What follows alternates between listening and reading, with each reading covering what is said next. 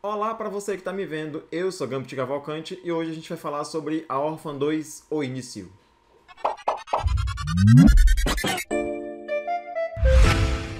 Sempre bom lembrar vocês que eu tenho uma dificuldade enorme de segurar a língua para não soltar spoiler, então pode ser que alguma coisa que eu digo aqui venha modificar a experiência de vocês quando for assistir o filme.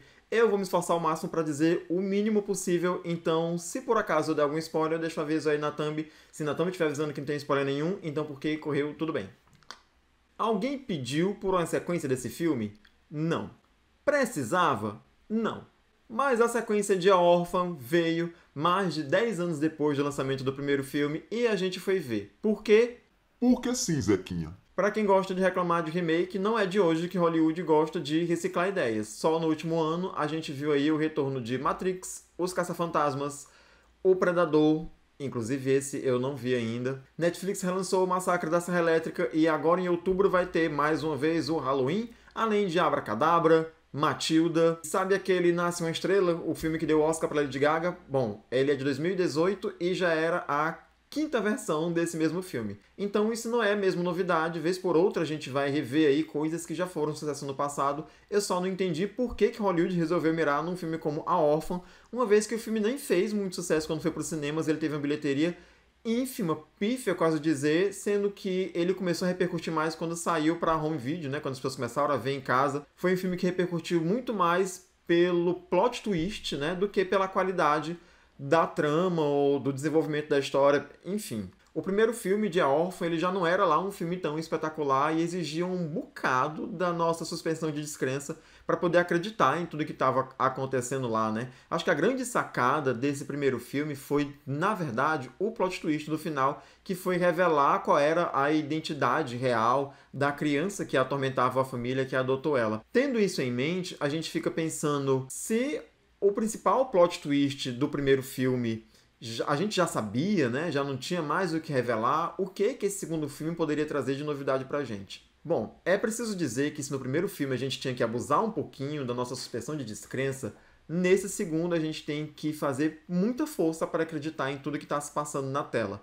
O roteiro ele tem muitas pontas soltas, ele tem muitas coisas que são pouco acreditáveis, sabe? Tem soluções muito fáceis para coisas que seriam um tanto quanto complicadas.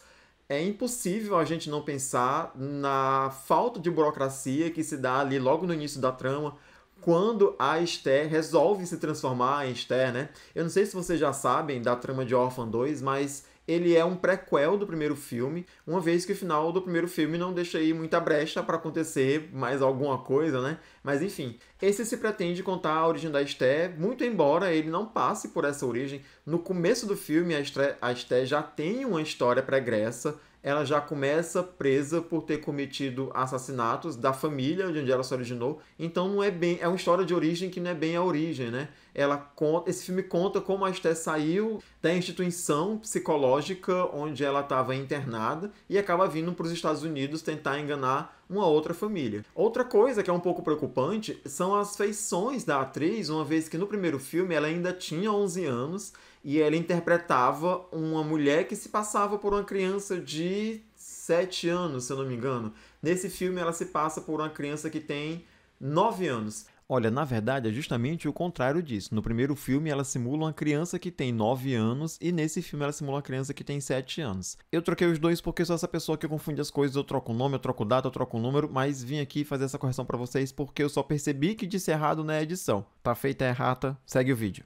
A diferença é que, bom, o primeiro filme é de 2009, né? Então ele já tem 13 anos, mais ou menos, que saiu, e a atriz agora já é uma mulher adulta e ficou muito mais difícil tentar perceber ela como uma criança. E para isso, o filme precisa, né, a direção precisa usar de uma dúzia de artimanhas, né, para que a gente possa entrar ali, poder fazer parte da história, né? As feições da atriz já não são mais feições de criança, né? Ela já tem a feição de mulher adulta. Os outros atores precisaram estar o tempo todo usando tamancos, né? Assim, talvez fosse melhor colocar o pessoal em cima de banquinhos. E usaram muitos takes com outras crianças, sempre que a Esther aparecia de costas, né? Num ângulo mais aberto, para que ela tivesse mesmo esse corpo, essa feição, para que a gente acreditasse que ela poderia se passar por uma criança. Essa é uma das dificuldades. E se a gente, enquanto público, não está conseguindo ser convencido de que aquela pessoa é uma criança, mais difícil ainda fica para as pessoas envolvidas na história, né?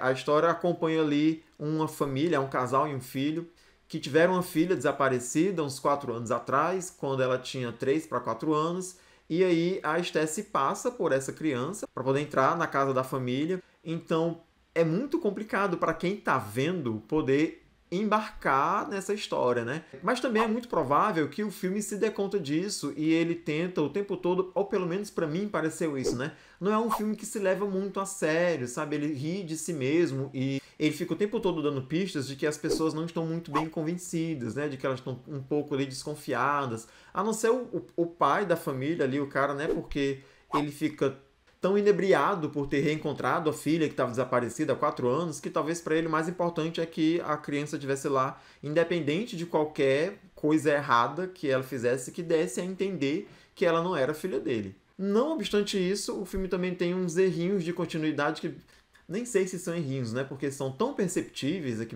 quando eu estava assistindo, e foi na primeira vez, primeira e única, na verdade, né? Que eu vi o filme, eu consegui perceber um monte de coisinhas aqui e acolá que são coisas, se são coisas que eu não consegui deixar passar batido, muito provavelmente alguém que tem um olho mais clínico para essa questão cinematográfica, né, para questões de produção, vai se incomodar muito mais com aquilo que eu, enquanto espectador normal, já vi e já me senti incomodado.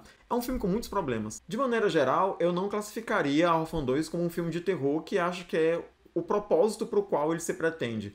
Não é um filme que me causou medo, não é um filme que me causou tensão, não é um filme que tem tanto suspense. É um filme na maior parte do tempo parado. A única coisa que talvez consiga prender o espectador para seguir até o final da história, sem se levantar da cadeira e desligar, desistir de ver o filme, é que, a exemplo do primeiro filme, esse também tem um plot twist lascado. Tem uma coisa que acontece na metade do filme que é a única coisa que eu acho que não transforma esse filme numa perda total de tempo. Esse plot twist, ele muda completamente a dinâmica do filme, assim como também aconteceu no primeiro, porque depois que a gente recebe uma certa informação, toda a visão que a gente tem do ambiente, dos personagens, do que pode acontecer, se transforma. Isso é suficiente para salvar o filme? Não acho.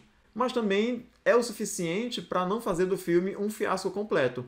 Eu acho que é um filme, por ser um filme curtinho, ele é só 1h30, não é aquele filme que você se levanta da cadeira com essa sensação de, meu Deus, eu queria meu tempo de volta, sabe? É um filme que é interessante de se ver, eu acho que ele vale a experiência, principalmente pela curiosidade, porque eu lembro que na época que eu assisti a Órfã, o plot twist do filme, né, ele causava... Eu não sei dizer o que causava, mas tinha uma surpresa, né? Tem alguma sensação ali, aquela coisa que diz pra você, eu preciso mostrar esse filme pra alguém porque eu quero saber se a pessoa adivinha. Era bacana ver a surpresa das pessoas quando a gente descobria a identidade da Esther. Nesse filme, você não sabe muito o que esperar, porque a identidade dela, a gente que tá assistindo, a gente já sabe. Mas tem um acontecimento ali no meio do filme que muda toda a maneira de enxergar a história, sabe? Que talvez faça muito sentido pro propósito do filme, né? Enfim, como eu já disse antes, não é uma coisa que vá salvar o filme de maneira geral, mas torna o filme minimamente interessante. Você fica curioso, pelo menos, para saber como é que vai ser o desfecho da história, muito embora você saiba que ela vai sair dali viva, senão a gente não teria um segundo filme, que na verdade é o primeiro filme, né? Não haveria sequência. A Órfã 2, A Origem, é lavar uma crítica só pela audácia de ter sido feito, sabe? Só pela coragem de pensar num filme que tinha sido originalmente um fiasco de bilheteria. Nem sei se ele se pagou, né? Aqui no Brasil ele quase nem foi falado na época que ele teve nos cinemas. E fazer de novo um filme pegando a mesma atriz que fez o primeiro, que se passava por uma criança no primeiro filme, e fazer essa atriz quase 15 anos mais velha se passar de novo por uma criança e tentar convencer o público da verdade que aquele filme está acontecendo.